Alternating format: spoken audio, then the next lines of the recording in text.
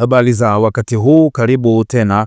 Ni wakati mwingine tena tunakutana hapa tuzidi kuhabarishana taarifa mbalimbali. Pasina shaka upo salama kabisa. Kuelekea uchaguzi wa Uganda siku ya kesho Alhamisi tarehe 15 ya mwezi wa kwanza mwaka 2026, huku kukiwa na mvutano mkali kati ya Yoweri Museveni na Bobi Wine katika kinyang'anyiro cha kiti cha urais. Mwenyekiti wa tume ya uchaguzi Uganda amedai kutishiwa maisha. Mkuu wa tume ya uchaguzi nchini Uganda anasema ametishiwa maisha juu ya kutangazwa kwa matokeo ya uchaguzi Uganda.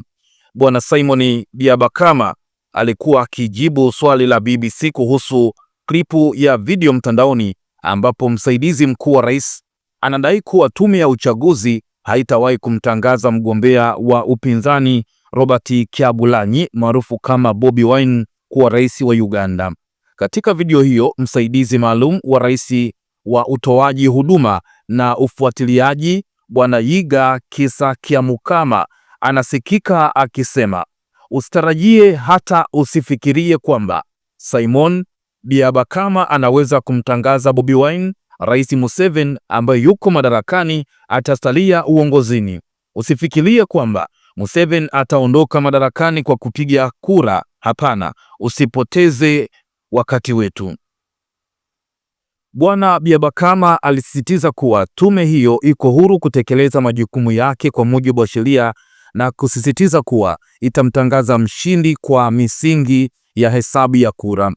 Sheria ya uchaguzi wa rais inaagiza tume ya uchaguzi kuhakikisha, kutangaza na kuchapisha matokeo ya uchaguzi wa urais. Hivyo ndivyo ilivyo. Huwezi kukwepa kifungo hicho cha sheria, Bwana Byabakama alisema.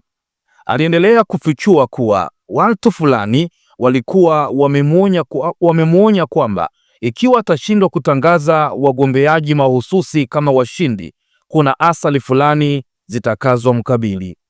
Mnajua niliwaambia nini? Mheshimiwa, sifanyi kazi ya kuchangia kura. Sichangii kura. Ni mpiga kura ndiye anayeamua mgombea apate kura ngapi, na kile ambacho wapiga kura wamesema ndicho nitatangaza kwa taifa, alisema. Alipoulizwa na BBC aliyehusika na vitisho hivyo, Bwana Byabakama alijibu ni watu wasio na kazi, akiongeza kwamba ni wale ambao hawana la kufanya, lakini unaweza kuona kutokana na tabia yangu kwamba hofu ni neno lisilokuwepo katika msamiati wangu. Alisisitiza kuwa hana wasiwasi na kusema anaendelea kuzingatia kutekeleza majukumu yake kwa watu wa Uganda. Bwana Byabakama alisisitiza kuwa Uganda itasalia kuwa nchi salama hata baada ya uchaguzi. Raia wa Uganda wanatarajia kupiga kura tarehe 15 kesho Januari kumchagua rais na wabunge. Mengi zaidi nitazidi kukuhabarisha hapa kwa kina nini kinajiri katika uchaguzi wa Uganda, huku tukishuhudia internet ikizimwa Uganda. Kumbuka Tanzania mtandao ulizimwa punde tu baada ya kura kupigwa na watu wakizidi kusubiria matokeo ya uchaguzi. Maandamano yalipotokea mtandao ukazimwa na tukakaa siku 5 za bila kuwa na mtandao. Mengi nitazidi kukuhabarisha hapa kwa kina zaidi kinachoendelea Uganda, lakini endelea pia kutufuatilia kwa taarifa kedekede.